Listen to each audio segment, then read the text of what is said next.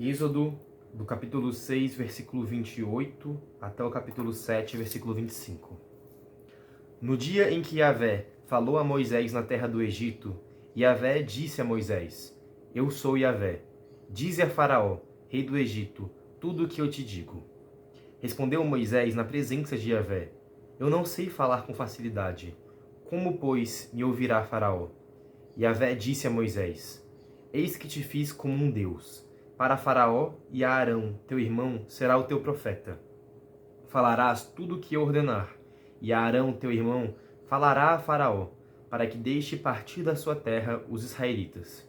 Eu, porém, endurecerei o coração de Faraó, e multiplicarei no país do Egito os meus sinais e os meus prodígios.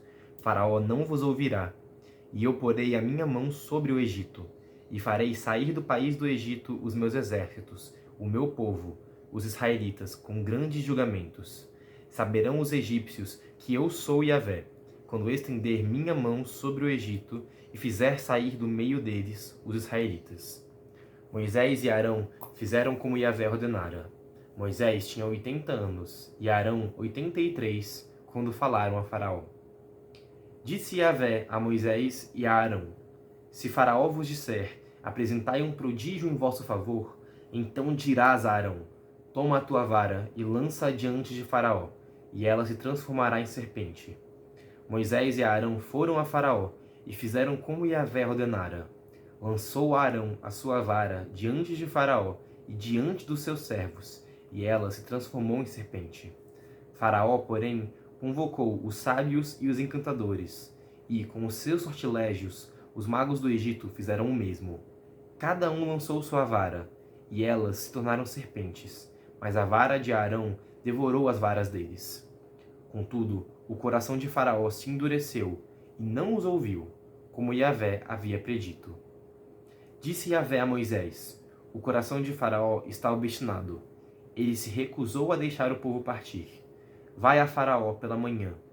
Eis que ele sairá às águas, e estará à espera dele na margem do rio. Tomarás na mão a vara que se transformou em serpente. Tu lhe dirás: Yahvé, o Deus dos Hebreus, me enviou a ti para dizer: Deixe o meu povo partir, para que me sirva no deserto. E eis que até agora não tens ouvido. Assim disse Yahvé: Nisto saberás que eu sou Yahvé. Com esta vara que tenho na mão, ferirei as águas do rio, e elas se converterão em sangue. Os peixes do rio morrerão.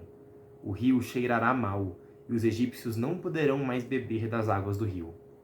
Disse Yahvé a Moisés: Dize a Arão: Toma a tua vara, estende a tua mão sobre as águas do Egito, sobre os seus rios, sobre os seus canais, sobre as suas lagoas e sobre todos os seus reservatórios, para que se convertam em sangue. Haja sangue em toda a terra do Egito, até nas árvores e nas pedras. Moisés e Arão fizeram como Yahvé lhes havia ordenado. Ele levantou a vara, feriu as águas que estavam no rio, aos olhos de Faraó e dos seus servos, e toda a água do rio se converteu em sangue. Os peixes do rio morreram. O rio poluiu-se, e os egípcios não podiam beber a água do rio, e houve sangue por todo o país do Egito. Os magos do Egito, porém, com suas ciências ocultas, fizeram o mesmo. O coração de Faraó se endureceu e não os ouviu, como Yahvé havia dito. Virou-se Faraó e foi para casa, e nem isso considerou seu coração. Todos os egípcios cavaram nos arredores do rio para encontrar água potável, pois não podiam beber a água do rio.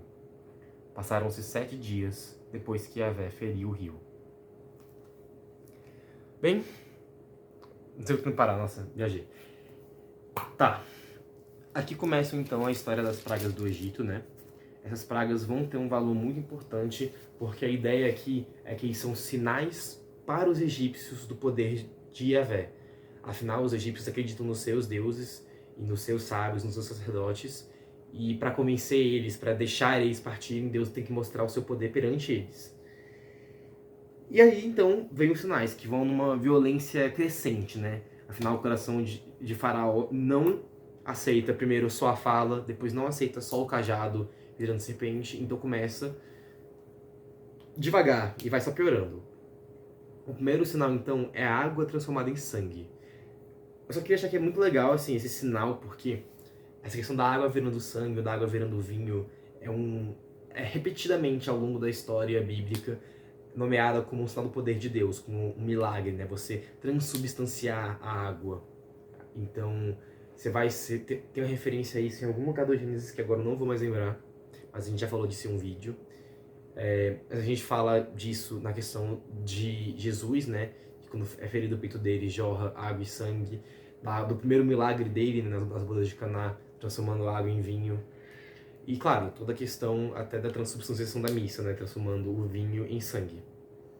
Então, o próprio hábito de transformar a água em outra coisa já está mostrando aí a questão da natureza do poder de Deus, que é, inclusive, feito das mãos de um sacerdote, mostrando aí que Deus manifesta sim o seu poder na mão de um sacerdote que consegue transubstanciar.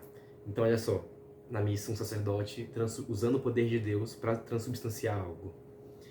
Beleza. Aqui, então, a gente vê também outra coisa interessante, como realmente aqui não é só uma narrativa mágica, aqui está falando da questão do poder de Yahvé contra o poder dos deuses do Egito, que são menores que ele. Por isso que se coloca que os sacerdotes têm ali a sua capacidade de enganar, ou de ter algum poder, transformar as varas deles em cobras também. Mas no final a vara de Arão devora todas elas. Porque quem tem o maior poder ali é Arão, porque ele está agindo em nome de Yahvé. E assim, eu lembro desde criança de ter as conversas com meu pai sobre a natureza das próprias pragas do Egito, de como haveria uma explicação natural para elas. Afinal, a água se tornando vermelha é um fenômeno conhecido em alguns rios do mundo e tem a ver com contaminação da água por minérios, não sei exatamente, eu suponho que ferro por causa da cor, mas não tenho certeza. Ou até em alguns lugares que tem aquelas algas especiais que produzem pigmento vermelho, que realmente parece sangue, né? Aquela maré vermelha mesmo. Então, enfim, aqui é o primeiro exemplo, mas todos os fenômenos das pragas, vamos a maioria deles, têm explicações que são coerentes com algum fenômeno natural. Agora sim, que isso aconteceu durante a intervenção de Israel querer sair do Egito, prenunciada por esse anúncio dos profetas de que, se você não deixar a gente sair, vai dar ruim. Tipo assim, tudo isso esse é o ponto. Deus consegue usar dos artifícios naturais para fazer os seus sinais. E o ponto aqui não é que, nossa, porque é um milagre inexplicável que a água virou sangue. É que, justamente, quando Moisés e Arão vão usar isso como sinal, acontece. Então, tipo assim, como vai acontecer lá na frente? Porque tem uma explicação natural de por que as águas do Mar Vermelho baixam em algum momento e depois elas voltam de uma vez só com uma maré subindo.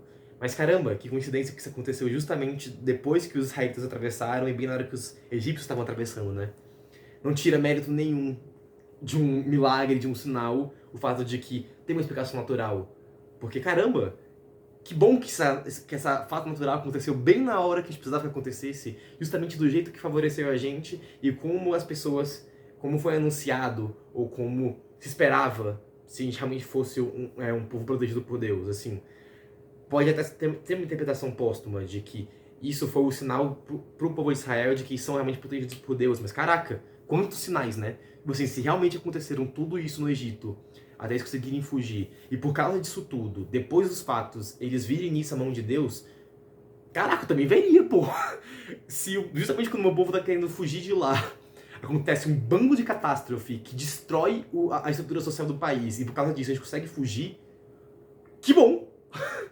Né? Tipo, caraca. Não tira de forma algum mérito das pragas como sinal, velho. Por hoje é isso.